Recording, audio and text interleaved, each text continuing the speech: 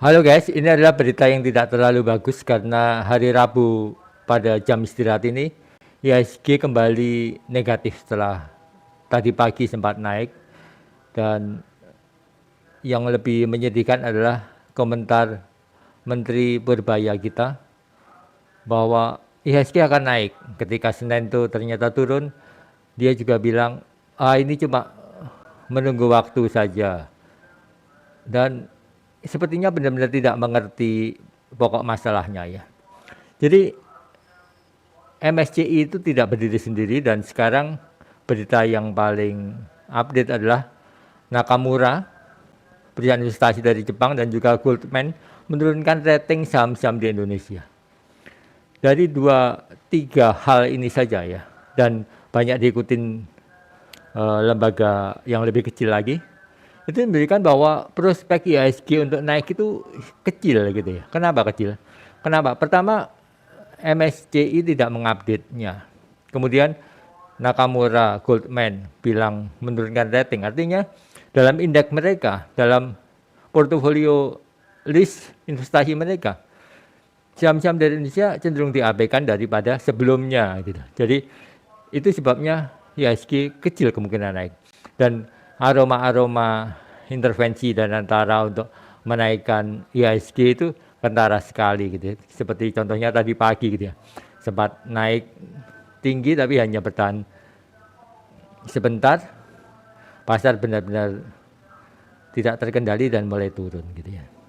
Jadi, dan permasalahannya apa sih ya? Kemarin OJK itu melis saham-saham yang disuspend dengan alasan free float-nya rendah. Tapi kalau kita cermati, itu saham-saham yang kecil rata-rata, sebagian besar. Memang ada beberapa saham LQ45 gitu.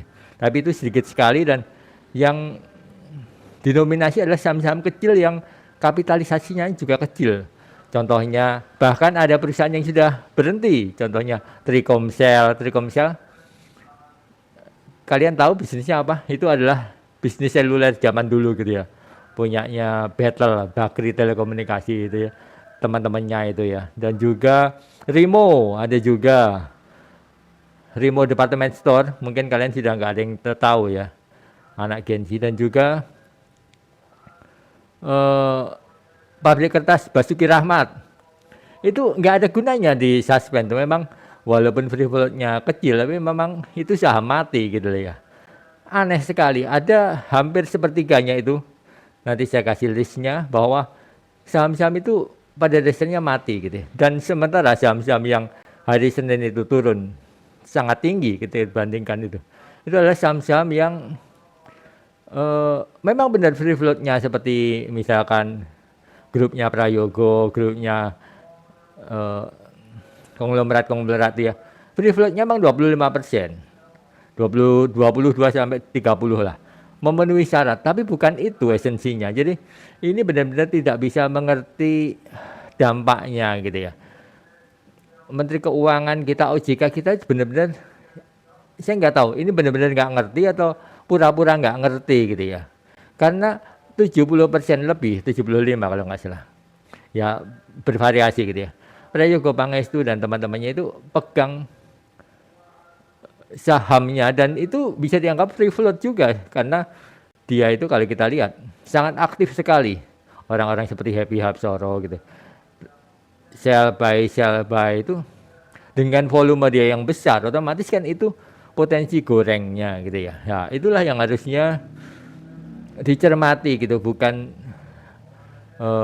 mengidentifikasi free float secara membabi buta gitu ya. Kalau gitu kan nggak sesuai dengan targetnya. Kenapa? Karena yang terjaring ternyata perusahaan-perusahaan gurem yang market cap-nya kecil, padahal IHSG turun itu karena dipengaruhi oleh market cap besar. Kalau market cap kecil mau hilang pun nggak akan ada efeknya, seperti uh, hukum Pareto 80-20 ya. Yang 20% besar-besar ini yang mempengaruhi 80% arah sentimen IHSG, dan itu yang mengurangi kepercayaan MSCI gitu ya. Kenapa MSCI sampai mempermasalahkan itu?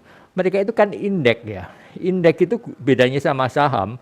Indeks itu dibeli oleh perusahaan-perusahaan yang eh, mementingkan stabilitas, misalkan dana pensiun, asuransi, mereka lebih memilih indeks dibanding saham. Kenapa? Karena walaupun naiknya kecil, stabilitasnya itu pasti terjamin gitu ya. Nah, kalau indeks stabilitasnya dengan dimasukkan Indonesia, saham-saham Indonesia yang terkenal naik turunnya tinggi, mereka kan kredibilitasnya sebagai indeks yang menjadi referensi perusahaan-perusahaan pensiunan, tabungan pensiunan dan juga asuransi itu kan jadi turun gitu. Dan itu yang harusnya dibidik oleh Bursa Efek Indonesia, oleh OJK, itu bukan membredel, mensuspend perusahaan-perusahaan kecil gurem.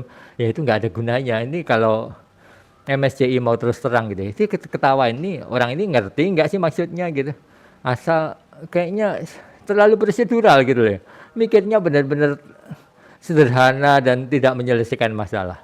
Mengherankan sekali gitu. Oke. Jadi saya tidak optimis dengan IHSG akan dibilang akan naik. Terus hari ini Pak Purbaya itu bilang lagi rupiah 15.000 itu gampang. Ya ampun. Orang ini memang benar-benar keterlaluan gitu ya. Sok-sokan sekali. Kenapa? Dia menjaga defisit anggaran aja nggak bisa, apalagi menjaga rupiah. Itu kan nggak masuk akal. Karena variabel rupiah itu jauh lebih luas. Karena menyangkut market dan di mana-mana tidak ada orang yang bisa mendominasi market, bahkan perusahaan kapital yang terbesar pun.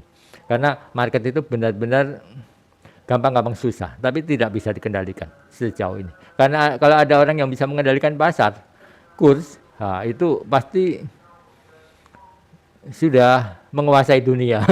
Oke, thank you, see you next time. Semoga Pak Purbaya bertobat ya, karena sok-sokan tapi kacau balau, nggak ngerti permasalahannya sama sekali gitu ya. Gimana Pak? IHSG mau naik? Ngabur. Thank you, see you next time.